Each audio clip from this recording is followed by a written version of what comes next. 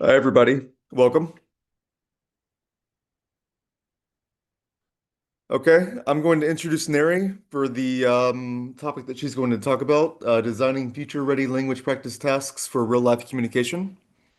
So Neri is the Training Development and Recruitment Director at IH Yangon Mandalay. She holds a CELTA, CYLT, DELTA, and a Master's in ELT.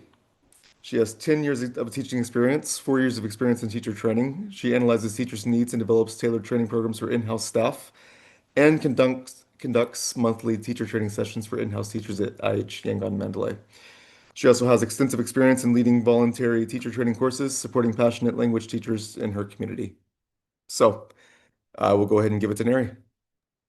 Thank you, Miss, and thank you for the introduction. Hello, everybody. Good afternoon from Myanmar, and good morning for the people in Poland, and maybe good evening to some people. Very nice to meet all of you. So today my topic is designing future-ready language practice tasks for real-life communication. So some people I know they came and tell me that they've registered for the session, and I realized that some of them are just novice teachers and some haven't even started teaching yet. And that made me realize like the variety of the writing in the audience.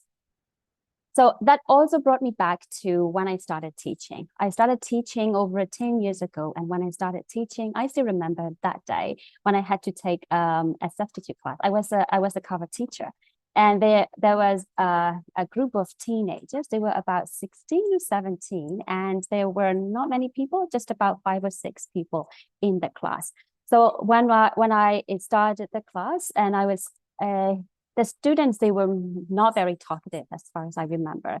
And I also noticed that some of them didn't look very interested in the lesson, and that for a substitute teacher that day, it didn't make me feel very good. So I had to teach language for giving advice. So I think I had to teach them should, shouldn't, could, and would to give advice. They were intermediate level students.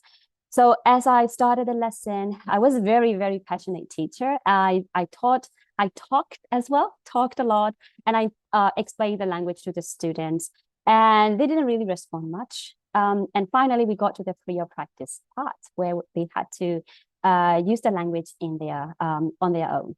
So when I was monitoring around the class, I noticed that there were two students. I remember that they were siblings, and one of them was just sitting there. I told them to do a task, but one of them was just sitting there, her head on the arm, and she was just sitting like this with her head on the desk. And she didn't look happy. When I checked her book, I saw something that she wrote.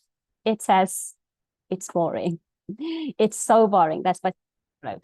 So nothing can actually break a teacher's heart more than that. Seeing, and all the students actually expressing that they are bored. So as a novice teacher, the first thing I did was blame the student.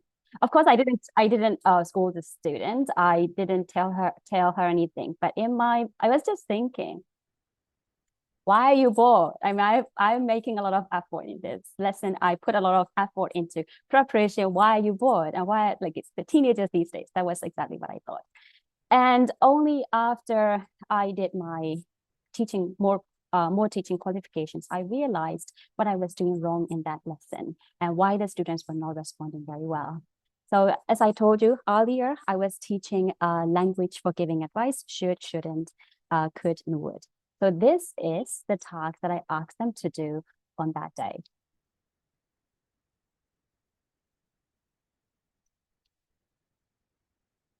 Can you see the screen? Right. So imagine yourself being my students on that day. How would you feel? Would you also have responded the same way as those siblings did? Yeah, I see I see eight nodding head. Right. So yeah, if I were a student of if I were a student on that day, I would definitely have been bored because this was the task. So what's wrong with this task? Can you just send one or two words in the chat? What do you think was wrong with the task that I set on that day?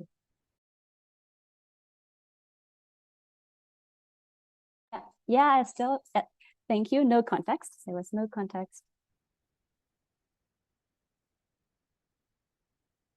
Exactly. There was no purpose. Like they were just writing out whatever they wanted. There was no example exactly. It's a common task, yes.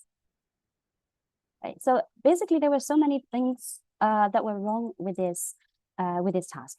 So after that, after realizing what I had been doing wrong, I decided to explore more of that area. And recently, we had been introduced to the Cambridge Life Competencies Framework. Has anybody here heard of the Cambridge Life Competencies Framework? Right. So we were introduced to the Cambridge Life Competencies Framework by a trainer from Cambridge teacher training team. So nowadays, students, they need not only language skills, but they also need other skills that they're going to have to use in their workplace, in their university, in their other places that they are planning to go to. So it's not just language that we need to teach our students. We have to start introducing them to different life skills, and Cambridge called them life competencies. So if you are a teacher and if you are teaching your students English, what kind of other life skills, apart from language skills, do you think are important that we need to integrate into our lessons? You can send them in the chat. Yeah, critical thinking. Thank you, Esther. Yes, that's one. Problem solving, creative thinking. Yes, collaboration. Exactly. Yes, working together, teamwork and collaboration, expressing emotions. Thank you, Kennedy. Yes, that's also one. Communication. Exactly. You mentioned all of the skills that the Cambridge Life Competencies Framework did. So these are the lives. Can you see the new screen? I think you can. So these are the 21st century skills that we should be integrating into our English lessons. So the first thing, as some people in the chat said, is creative thinking. Then we also need to think about critical thinking, learning to learn. Students, they learn something, but they don't evaluate themselves. They don't know how they have been learning. They don't know how to plan their learning. So learning to learn is also a skill that we need to implement. Communication, collaboration, social responsibilities, things like taking care of the environment, the global problems. So they are the social responsibilities that students need to be aware of. And emotional development, like Kennedy said, expressing feelings is also a skill, is one of the 21st century skills. Knowing your emotions, knowing other people's emotions, and working around them. So these are the 21st century skills that we can integrate into our own lessons. So today we are going to explore how we can do that, and also creating communicative, meaningful, and also more relevant tasks for our learners. So this task that I set with my intermediate class, right? A very, very boring task according to my students and according to my experience and knowledge now. So after that, I did a lot of reflection and I modified it. Now, I would like you to have a look at the modified version of the lesson, okay, of the task. Please read the task. You have about 3 minutes to read it. And please tell me, do you think this task prepares learners for real life ready skills, like future ready skills? So creative thinking, critical thinking, collaboration, these skills in the new task that I'm going to show you. Do you think these skills are integrated? Which ones? So you have 3 minutes to read.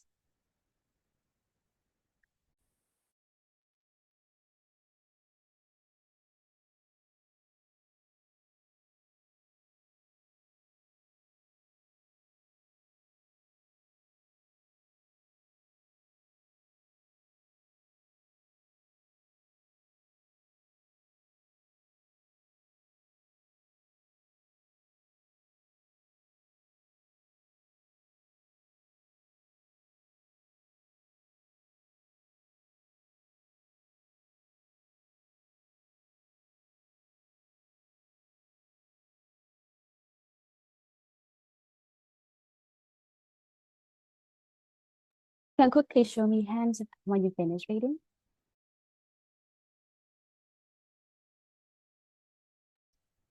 Right. Thank you. Now in the chat, can you please send what kind of life-ready skills are integrated in this task? Collaboration, thank you, Estelle. Yes, emotional development. Critical thinking, emotional development, collaboration, critical thinking. Thank you. Communication, exactly. Yes, they have to communicate, so communication skills. Learning to learn, exactly. Thank you, Julia. Yes. Real life advice, critical thinking. Yes, social responsibilities from Estelle as well. Yeah. So definitely, yes, there is more than one real life skill being integrated in this task. So the first one, critical thinking, exactly. When you see a problem, you have to think of a solution to the problem. Then you start digging deeper, and you come up with different solutions. Then it improves your critical thinking skill. And what about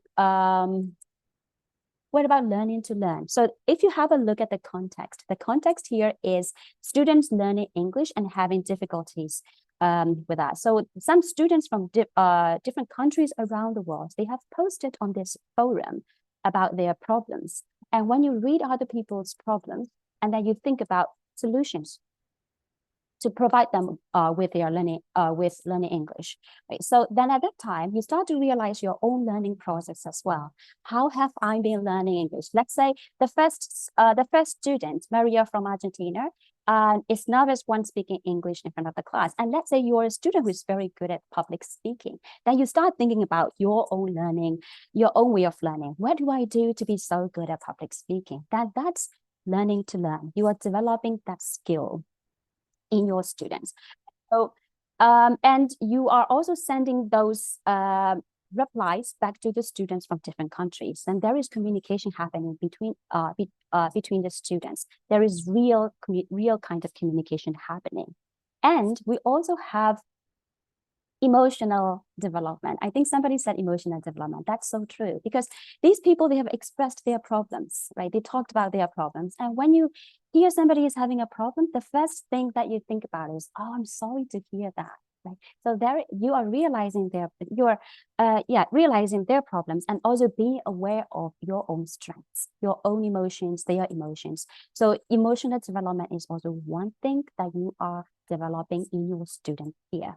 So this task, the modified task, definitely builds life-ready skills in the students, right? So definitely the students are going to need those skills when they start going into real life. Maybe some of them already are in workplace, some of them already study at university. It may not be the skills that they will need in the future, but actually that they need right now. So you're not just teaching them language, you're developing those necessary real life skills in the classroom as well. So the next one, what we do when you create your own task, think about this. So does the task really prepare your learners for the future? So does it really help them prepare for real life communication beyond classroom? So in the class, students talk, but when they get to real life communication, they start being shy. They don't talk as much as they do in the class. So is it because they don't really have the skills the other skills that they need? Maybe confidence, maybe public speaking skills that they haven't developed in the class yet. And please also ask yourself these questions. Does it develop the life competencies? Critical thinking, creativity, collaboration, digital literacy, other skills that we have looked at earlier, or maybe even other skills that you have thought of but we didn't discuss. So to make sure that the talks that you design prepare learners for futures, you can add authentic challenge. You can ask the talks instead of just telling the students, talk to your partner, you can ask them to create something, to solve a problem together, to design something, to to give advice to each other. You can also ask learners to create content. Learners become really creative when they have to do something on their own, when they have to create something. A very shy student in the class, you ask them to create a video at home of themselves cooking and just telling, saying what they are cooking. Then they become more active in the videos than they are in the class. So let learners create something new, create new content to bring out the best in them. And after they have done something, you can also encourage them to reflect on what they have learned from that, how they can connect the tasks to their real life.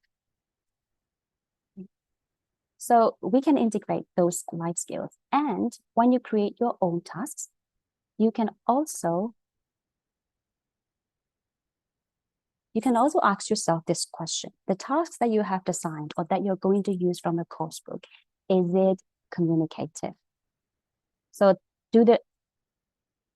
sorry, do learners need to talk? Do they need to write? Do they respond to someone, or do they just complete the blanks? Or is there a real reason for them to communicate, right? So in the first task that I showed you, they just needed to write 5 sentences using should and shouldn't, right? There was no reader, there was no one who was communicating with them. So there was really no reason for them to communicate. So ask yourself, is there a real reason to communicate for the students in this task? So what do you do to make sure that your task is communicative? The first one, make sure there is a gap. The gap can be information gap or opinion gap, reasoning gap. For example, you put it's a class in let's say in Yangon. Yangon is a city in Myanmar. You've got students from Yangon, and they are in the same class. You put 2 students, they are both from Yangon, they are in the same classroom, and you put them together, you put them in pairs, and you ask them to discuss today's weather in Yangon. So they will be talking to each other, but the thing is, they don't really have the reason to listen to each other, because basically they have the same experience. There is no much information gap, right? So the first person would say, oh, it's really hot today.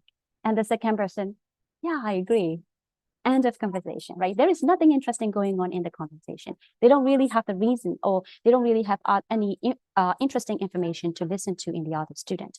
But if you put 2 students, one student from the northern part of Myanmar, which is very, very cold, and one student from the middle part of Myanmar, which is very, very hot, right? They are in the same classroom. You put them in pairs and you let them discuss the weather in their hometown, and they would start saying, the person from the northern state would say, oh, it's really, really cold in my hometown. The temperature sometimes drops to -5, and the person from the hottest part of the country would be like, really, -5? I've never been to such a cold place. In my city is never below 30 degrees. So there is something interesting for them to listen to.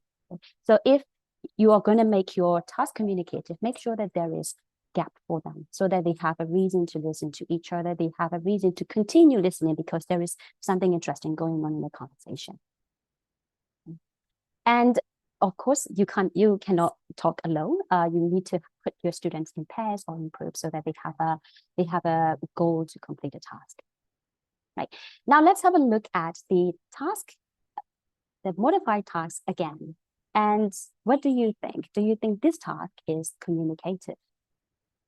And you say yes in the chat, or no if you don't think so. Yes or no in the chat.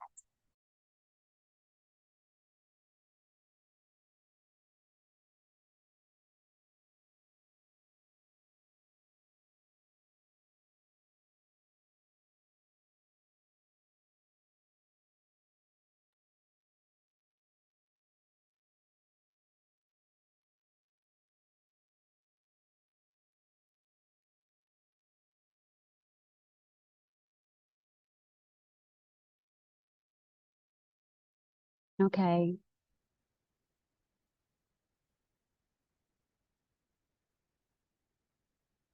All right, thank you. Can we've got Estelle and also Zoe. We have different answers. Zoe, if you don't mind, can you please tell us why you think it's yes or no?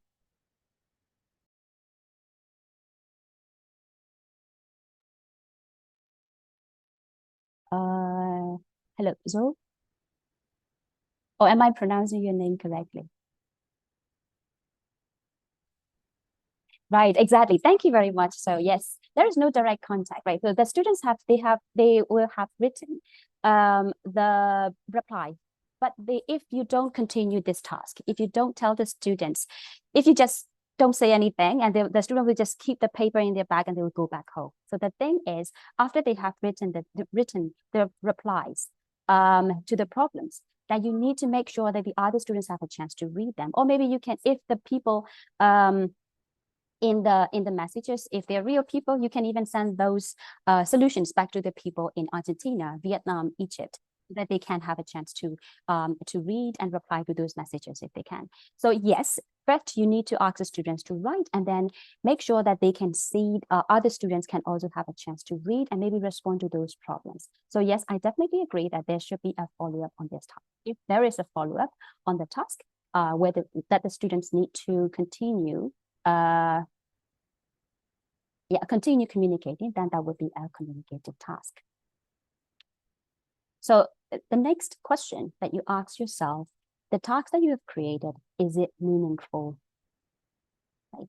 So does the task have a clear reason to use the language? Right? So, or just like the sentences that I ask my students to create, like just write down 5 sentences with should and shouldn't. They might have written down sentences like, oh, she shouldn't do it. Who's she? And shouldn't do it. Shouldn't do what? Right. Maybe she shouldn't take it. Right. So what shouldn't she take? Right. So they are forming correct sentences, grammatically correct sentences. But there is no real meaning to the sentences that they were creating because they didn't have a purpose. So make sure that the tasks have a clear reason to use the language, a clear purpose. And you can also think about whether the tasks relate to their real life experiences. Students become more interested in the lesson if the tasks are more relevant to their real life experiences and goals. Right? So to do that, first you can always bring in real life scenarios to the classroom. So if you just tell the students, if you just tell the students, tell your partner about that, they would just talk to each other, but it doesn't really guarantee that they would be listening to each other. So if you're teaching a teenage class, let's say you are teaching them some food vocabulary and maybe some verbs, cooking verbs, and you ask them to create a recipe. Instead of just telling them create a recipe, you can tell them, oh, you're now at the MasterChef contest. You're going to participate in it. You can bring in the real life context into the classroom to motivate the students, to make it more meaningful for them to use the target, to use the language. And you should also let learners make choices and personal opinions. So in my experience, it's always a success when you bring in real life scenarios into the classrooms. You tell the students, oh, today you're going to be judges. Today you are an astrologer. So they like those kinds of role plays, and they start thinking of themselves in those places, and they use the language more naturally and more motivatedly. So please have a look at this task again. Would you say the task is meaningful?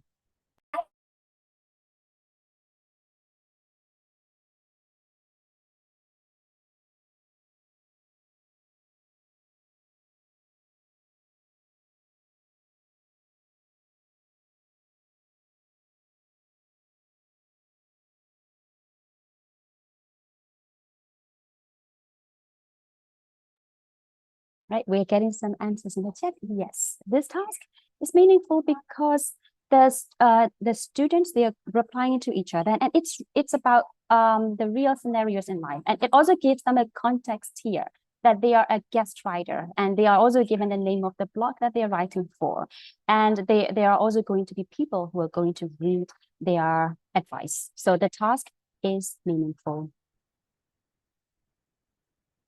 So the next question that you ask yourself is the task relevant?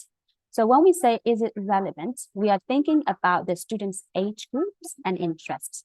Is it relevant for their age? Is it relevant for their interest? We cannot ask a group of young learners to start thinking about business meetings. It's not relevant to their age or to their interest. Is the language level appropriate? So when you design a task, if the task is too complicated, that they are going to require very high level proficiency, and your students are elementary students, maybe that might not be a very relevant task for them to complete. And can they also, the students, can they also see how useful it is in their current and real lives? So if you're teaching a group of business English students and you ask them to give each other learning advice, maybe that because they're learning English, it might be they might want to do it. But if you ask them to think about maybe giving advice for time management, organizational management, so then that kind of topic would be more interesting for those for that group of students. So you also need to see how it can be relevant to the student's background. So use topics that match students' age, interests, and also stage in their life, and make sure that the task demands fit their current level. As we discussed earlier, the language level that they have to use and the language level that the tasks demand, the language level that they are currently at should match. So these students, let's have a look at the task again. The students that I talked about earlier, some of them were 16, some were 17, some were 15.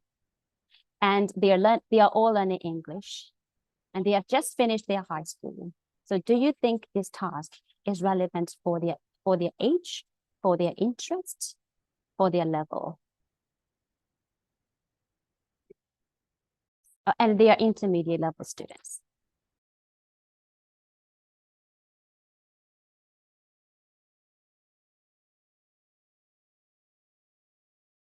Okay.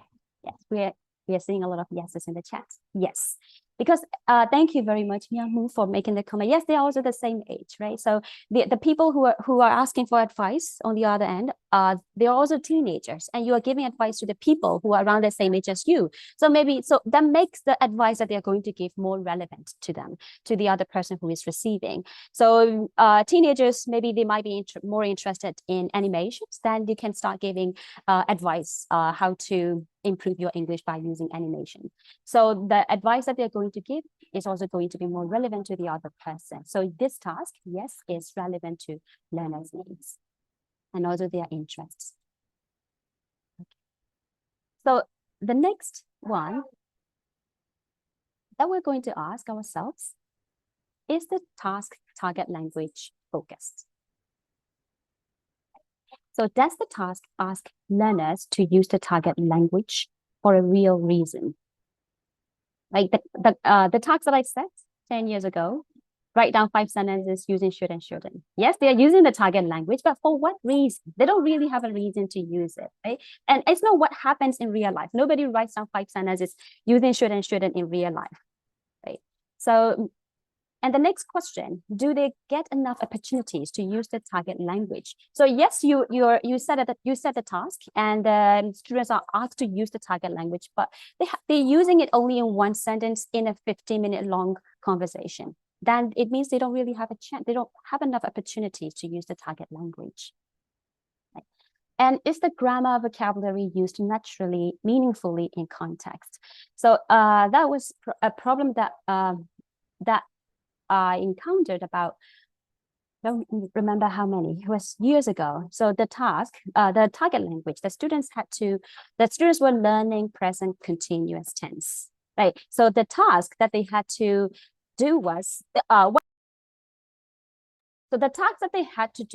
think about what your parents, your family members are doing at home, right? So students, they are at school and they have to write sentences with present continuous, thinking about the people at home.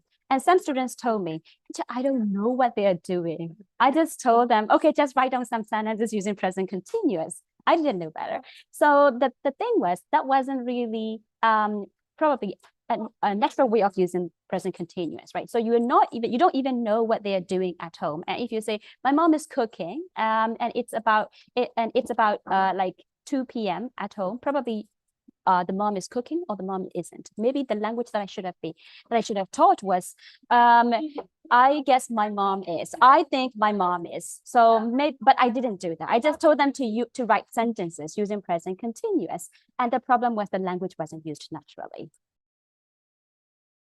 So when you create your own task, or when you are going to use a task that has already been designed, make sure the target language is essential to complete the task. and provide models. Models are important, especially for younger students, young learners, teenagers. If you don't provide them models and examples, it's not very likely that they will use the target language in their communication. They would just be using the task that using other language, but not the target language to complete the task. And let learners use the structure more than once and in different ways. So let's have a look at this again. Do you think the students would have enough chances to use the target language in their communication? So let me repeat the task again. First, they choose 3 people and they give advice. And in the advice, they say why they think that's a good idea to do. And then they will put the paper around the class, let other people read and see if the problems and the solutions are a good match.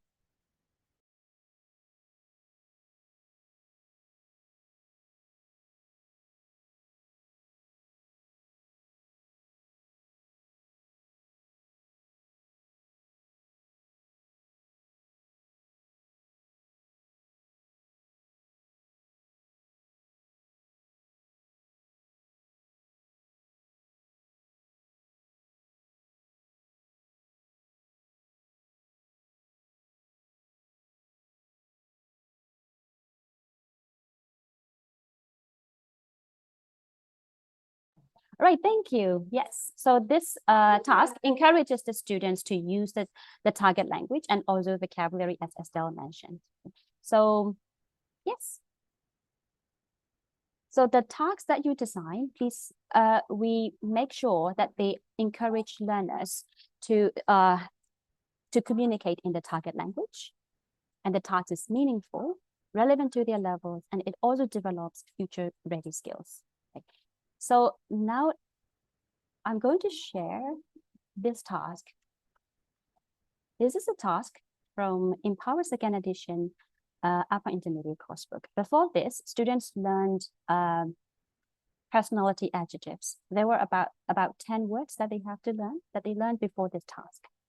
So what do you think in terms of the communicativeness of the task, building real-life ready skills, meaningfulness, relevance, and target language? What do you think? I'll give you about 1 minute to think.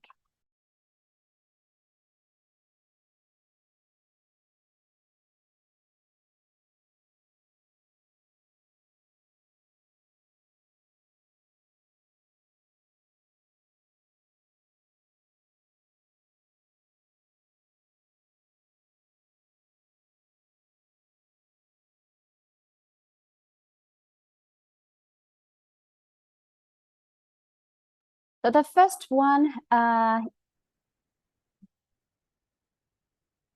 yes, do we think it prepares learners for the real life? Can you just show a thumbs up if you think it does? As Delta, it's relevant and meaningful. Yes, definitely does.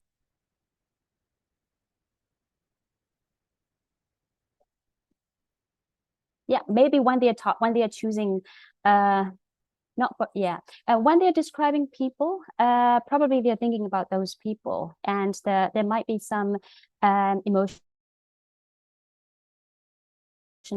emotional development happening there. They have to describe those people. They have to think about their feelings for those people and start realizing how they're important in their lives, and start describing things that they like and dislike about those people, maybe. Yeah. And audience, it covers all the features. Yes. So the thing is, when I observed that lesson teach by another student. So sorry, another teacher. So when the teacher did a very, very good job with setting up the task, creating the context and everything. When the students started speaking, Estelle, thank you very much for the comment. Yes, exactly. Yeah. So when the students started talking to each other, there were 4 students. I remember there were 4 students. They finished the task in just 30 seconds. Right.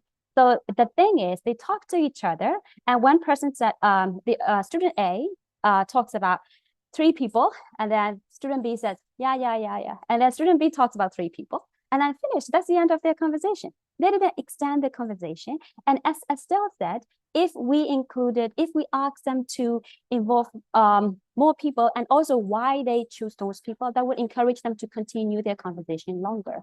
Right? And also start actually thinking about the target language. Let's say I say, well, my dad's is a passionate person, and my dad's very caring, and my best friend is very intelligent. So I say these things, but if I don't say why I like these people, why I think they're that, then it doesn't really, it's very hard for the teacher to decide whether students actually understood those words, or if they're just using the words in the conversation. So you need to ask the students to explain why they think that, to give reasons, so that you can actually see if the qualification has been successful, if they actually understand the target language. So there could be a few, not problems, but something that the teacher may need to adapt further to make the task more successful. All right, thank you. So I hope you can see this one. So what about this task? This is from New English Fine Intermediate. And in terms of the criteria here, what do you think? Can everybody see the text well?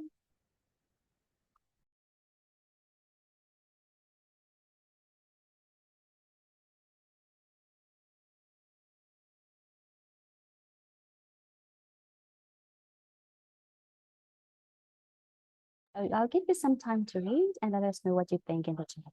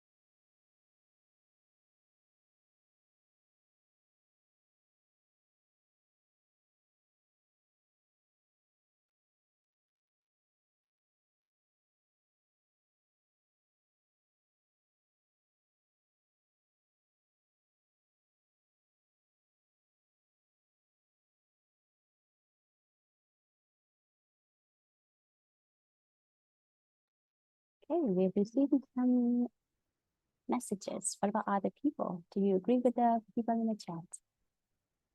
Yes, it's discussing the current topic. It's relevant. Yes, exactly.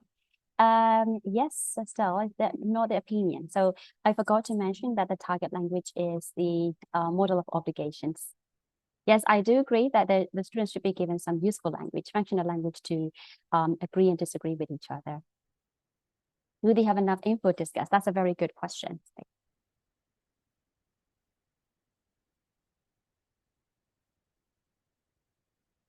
Right. So what about real life skills? What kind of real life ready skills do you think the students are developing from this task?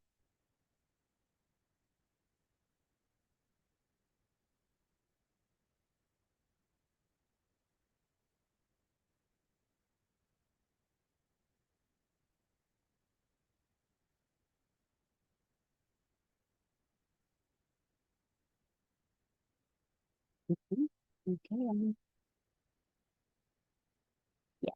And Amin said, yes, we definitely should provide models and useful language functions. That's exactly what Estelle was talking about, I think. Yes. Real life, reflecting on current issues. Yes, the social responsibilities part, right? And also, if the teacher provides enough language for agreeing and disagreeing, then the students will also be developing the negotiation skills. And of course, we teachers need to help them develop those skills as well. All right. So thank you very much, everybody. Actually, this has brought me to the end of my session. But since we still have about some time, I would like to show you this task.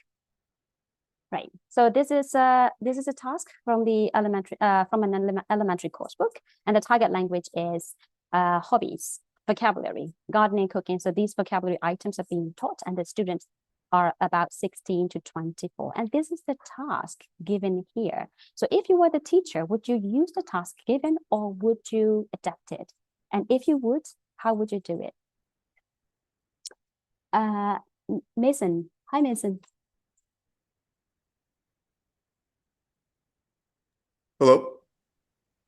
Hello, Mason, we've got only about 27 people, 25 if it doesn't include us. So is that all right if I open the breakout room just quickly to let them Oh, of discuss course, yeah. in the right, thank you. So I'll let you take a photo of the screen. You can discuss in the breakout rooms what you would do if you were teaching this lesson. And you can think about with the communicativeness, meaningfulness, relevance, real life ready skills, and the target language.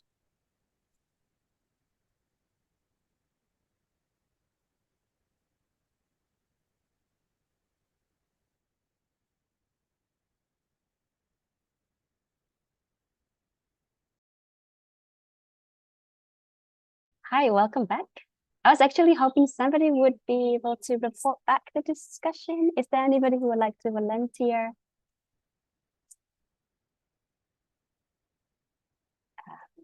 Maybe Estelle? Yes, it was really a great opportunity to pause and reflect about all those things. So thanks a lot, Neri. So I was thinking, again, if you just talk about your hobby, there's not really a purpose, and the other person doesn't have a reason to listen. So one of the ideas I had was to try to convince the other person to try your hobby, and give them reasons to try your hobby, and or maybe talking to different people and decide which one you would like to try out. So one idea was to give more a purpose. Exactly.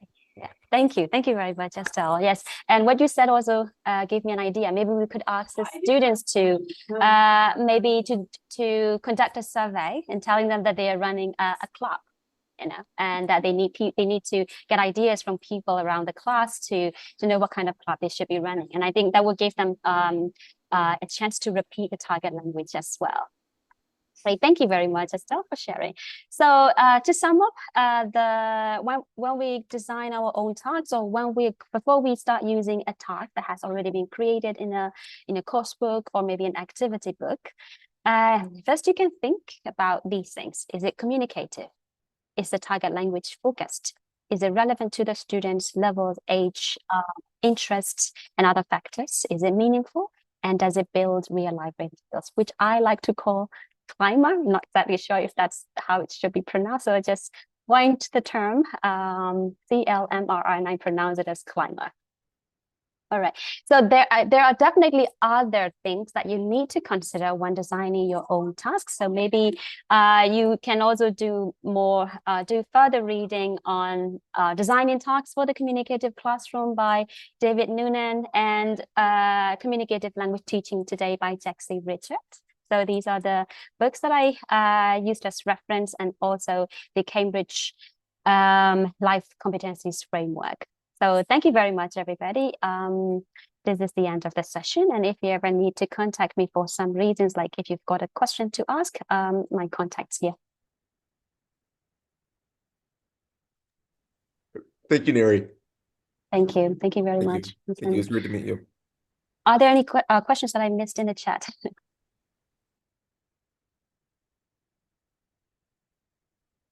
Right. Thank you, Estelle. Zoe, I would provide images, video examples of hobbies. That's a very, very good idea. Thank you very much, Zoe. And I think earlier somebody said, I think it's A said we should also ask in the talks that we discussed, we should also ask learners to think about who they want to be friends with when listening to listening to the personalities of someone. That was a very good idea. Thank you. So thank you very much, everybody. I think the next session starts in about 10 minutes. And if you haven't got any questions, I can leave and you can stay for the next session.